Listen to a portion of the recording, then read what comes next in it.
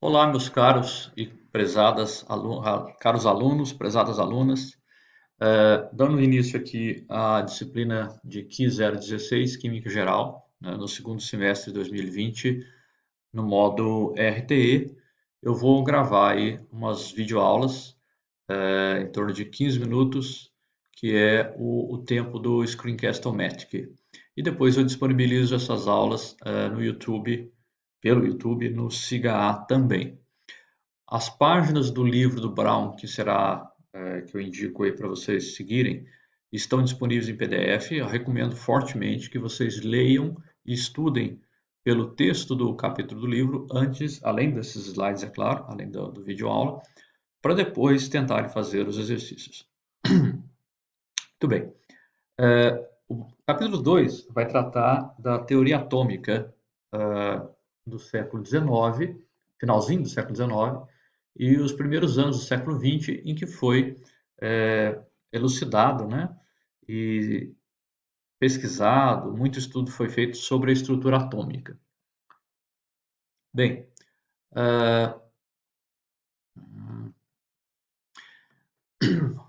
vamos lembrar que John Dalton, um químico inglês que durante o século XVIII, comecinho do século XIX, final do século XVIII, começo do século XIX, ele propôs que cada elemento é formado de átomos.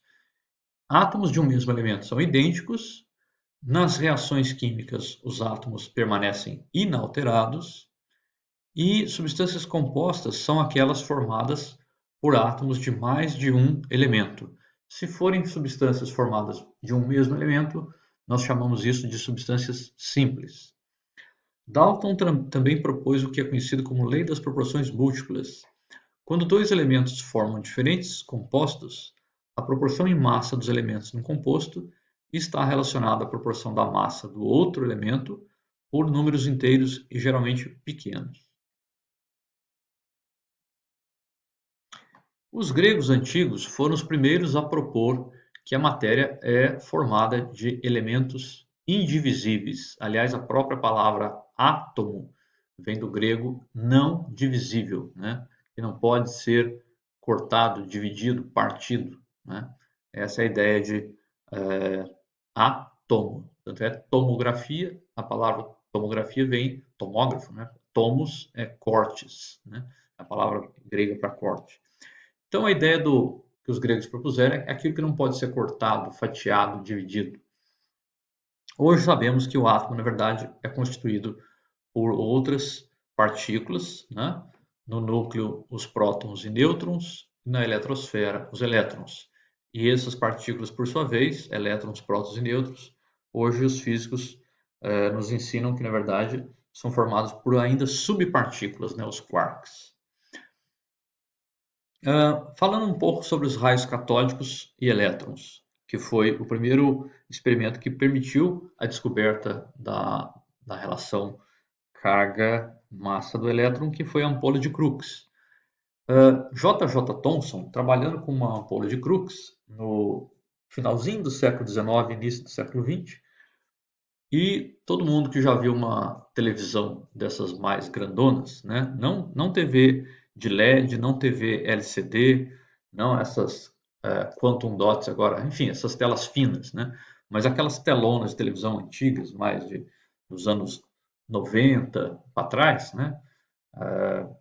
Quem já foi na casa geralmente de algum aparente aí, avô ou um monitor de computador daqueles mais antigos, nada mais é que um tubo de raios catódicos, né? E o que é um tubo de raios catódicos? Você tem um feixe de elétrons que é acelerado através de duas placas carregadas eletricamente por uma alta voltagem. Essa alta voltagem permite que o feixe tenha um furinho numa das placas, atravessa, e nessa câmara, nessa ampola de vidro, geralmente um vidro grosso, por que grosso? Para aguentar alto vácuo, né? Tem vácuo, muito alto vácuo aqui dentro. Se ela passa por um campo magnético perpendicular a um campo elétrico, dependendo da intensidade desses campos elétricos e do campo magnético, que podem ser alterados rapidamente, modulados, os feixes de elétrons são desviados em diferentes direções. E, quando eles atingem uma tela revestida por um pigmento fluorescente, O que é fluorescente? Ao receber um impacto do elétron, ela emite luz, né? Luminescente. Fluorescente é isso. E dessa maneira que são formados os pixels na tela de um tubo de raios catódicos, e assim forma a imagem. Pois bem, usando esse tipo de aparelhagem, J.J. Thomson conseguiu chegar em calcular a relação carga-massa do elétron. Isso em 1897. Ele calculou que essa relação era de 1,76 vezes 10 à oitava coulomb por grama. A partir dessa informação, ele queria então propôs que se conseguisse medir a carga do elétron, dessa forma então você conseguia chegar na massa do elétron. Tem um link aqui no YouTube, que eu vou deixar depois também no SIGA, que mostra um vídeo muito bem feito, muito interessante da Unesp, como que foi o experimento de Thomson usando ampolas de Crookes, tá certo? Recomendo que vocês assistam esse vídeo aqui.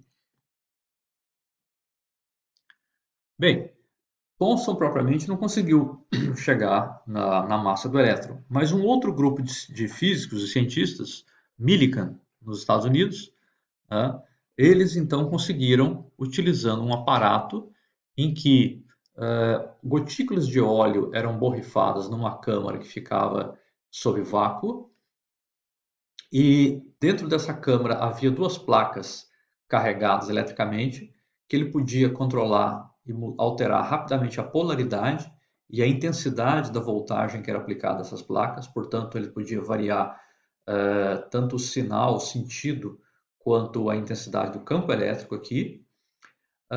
Ele, de alguma forma, como por exemplo uma fonte de radiação ionizante, ele tinha já uma fonte de raio-x, ou então ele utilizava também algum emissor radioativo que permitia então que essas gotículas de óleo adquirissem carga elétrica. E utilizando também um microscópio, ele podia acompanhar um movimento que tendia as gotículas a descerem, caindo devido à força da gravidade, mas conforme a carga na gotícula, conforme a polaridade das placas, a gotícula, ao invés de cair, ela subia, fazia um movimento ascendente. Ele cronometrava o tempo que a gotícula levava para passar diante de uma escala, né, graduada, igual a uma escala de microscópio, uma gradícula, e com isso ele conhecia a velocidade de queda de cada gota. Como ele sabia também, através de algumas equações, ele conseguia transformar essa velocidade de queda ou de ascensão da gota, ele conseguia chegar na carga de cada gota. Conhecendo a massa, ele conseguiu então chegar na relação da massa do elétron. Isso está melhor explicado nesse outro também vídeo aqui que está no YouTube, tá? Para quem quiser saber mais detalhes sobre a experiência de Millikan, o experimento de Millikan. No começo então do século XX, Millikan chegou à conclusão que a carga do elétron era de 1,6 vezes 10 a menos 19 coulomb. Hoje, o melhor valor publicado, divulgado no NIST, é de 1,602.176.634 10 a menos 19 coulomb. Portanto, vejam que para um século atrás, o experimento de Millikan chegou numa precisão muito boa, excelente. A ordem de grandeza estava correta e com 3 algarismos significativos, ele também estava correto no valor da carga do elétron. Conhecendo a relação carga-massa que já era conhecida por Thomson, e agora sabendo a carga de um único elétron, então Millikan conseguiu calcular a massa do elétron e ele divulgou o valor, publicou o valor de 9,10 vezes 10 a menos 28 gramas.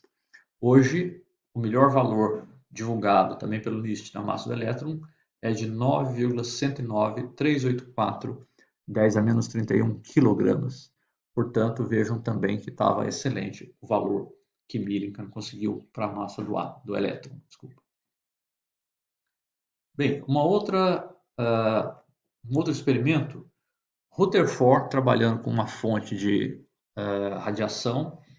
Primeiro ele descobriu que haviam diferentes tipos de radiação, porque um bloco contendo uma substância radioativa lançava, através de um pequeno orifício, um feixe de partículas.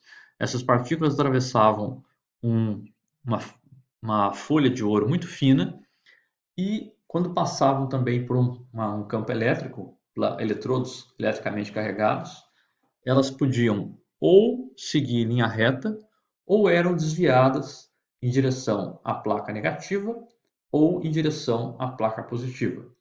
As que eram desviadas em relação ao eletrodo negativo, ele concluiu que só podiam ser carregadas positivamente.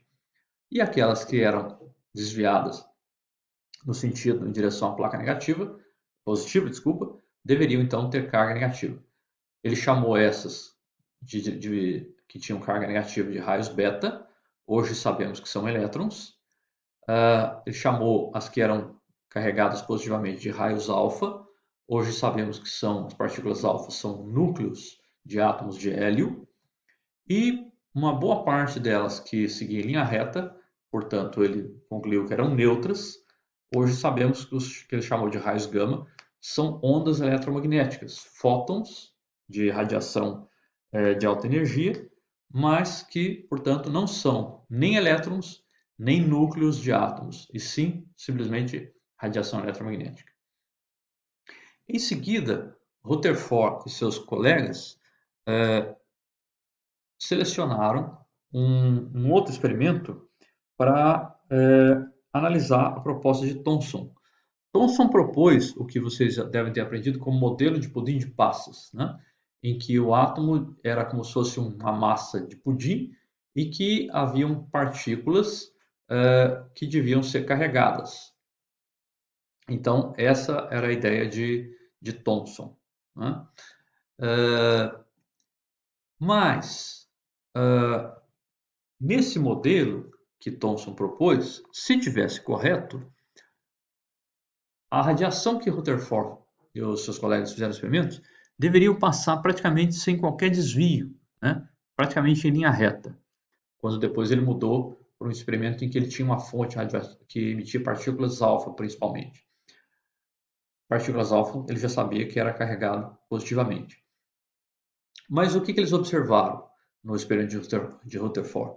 Que alguns flashes de luz apareciam como se a partícula alfa tivesse atingido alguma coisa de massa e carga positiva.